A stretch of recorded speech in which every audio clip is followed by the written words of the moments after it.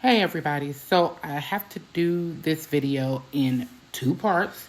So this is going to be part one, and then I'm going to figure out the best place to cut the second part and do part two and upload part two because the video editor that I'm using right now, it only lets me do up to 10 minutes before I have to pay an exorbitant fee for it. And I'm not there right now, so I'm going to go ahead and break this up. This is part one. What's up, everybody? Welcome to After Dark Chats, where I do commentary and reaction videos. Again, I'm just starting out, so bear with me, please. Please like the video, subscribe to my video, share it, and of course, hit the notification bell so you know when I upload again. So, let's get going. Let's just say like this. What in the Johnson and Johnson is going on right now? Diddy documents have been unsealed, and the biggest thing that's standing out to people is the fact that when they raided his house, yes, the AR-15s with the defaced serial numbers was crazy, but he had over 1,000 bottles of baby oil. Really?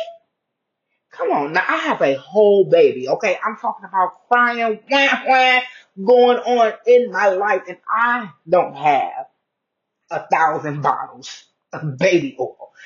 Listen, no, that's doing too much. That's doing. I mean, it's a lot of slathering and what were they trying to do? Slide across the sheets or something? Just get some silk sheets for all that. And you're trying to slip and slide. I mean, I guess one thing you can say is he wasn't going up in nobody with no Vaseline. But no, all jokes aside though, it's just crazy of all of this stuff that's coming out with him, and they're saying that he's cooperating.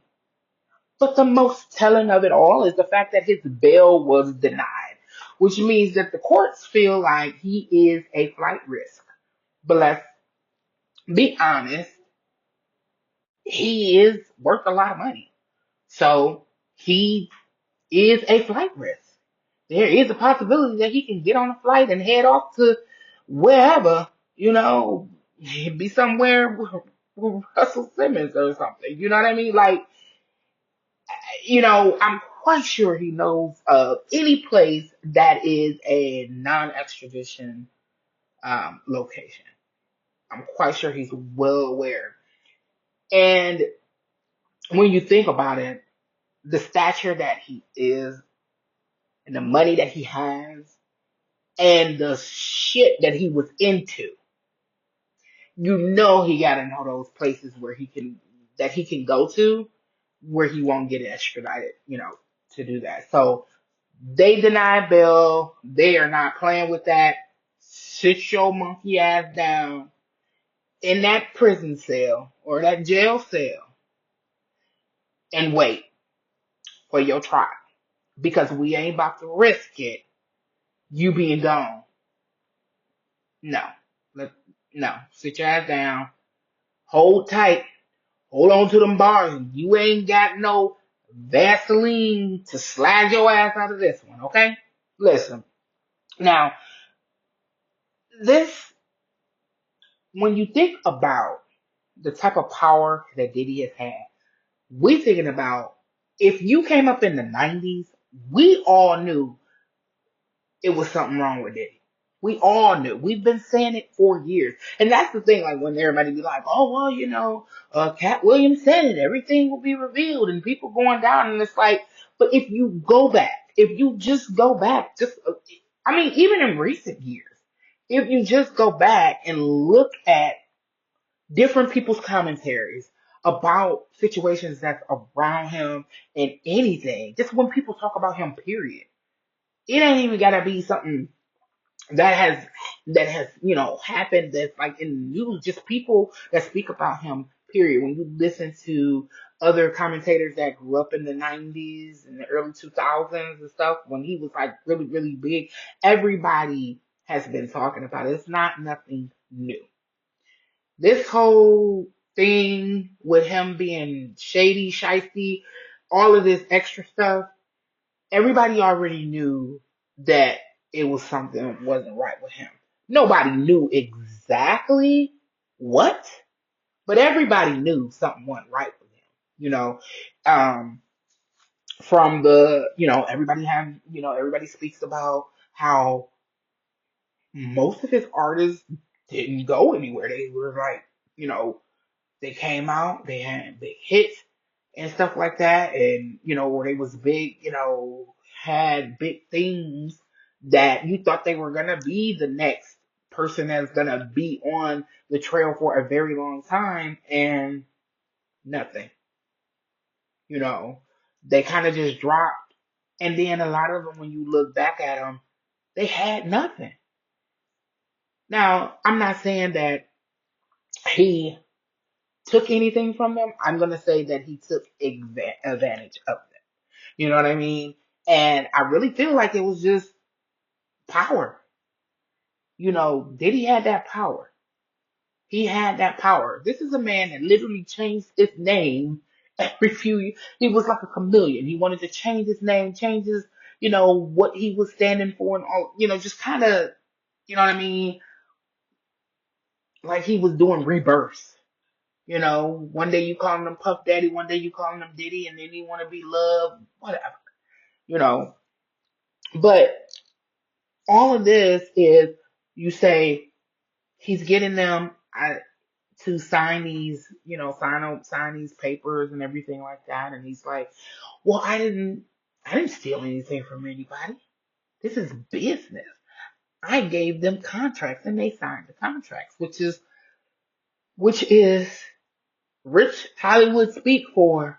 Yeah, I took advantage of them. They wasn't in a position to say no to me, which is what a lot of people are feeling. And that's a lot of what these court documents, the unsealed court documents, talk about. How he manipulated, used his status, his money, and stuff like that to make people participate, to make people be quiet and don't say anything. And then he was video recording it to make sure, to put the nail in the coffin. You know what I mean? He had that status, and people glommed onto him because they thought that being next to him could let them get to that next level in life. Even if you just look back, just go back to the making of the band, early 2000s, when he made them walk to get him some cheesecake. And I'm talking about walk far. It wasn't no walk around the corner and get me some cheesecake. It was, he had them walking very far to get him some cheesecake. They couldn't catch the bus. They couldn't do anything. They had to walk and get him some cheesecake and bring it back to this. But when you think of those people and the fact that they did it, it's more so of, again, his power, his stature, what he could possibly give to them.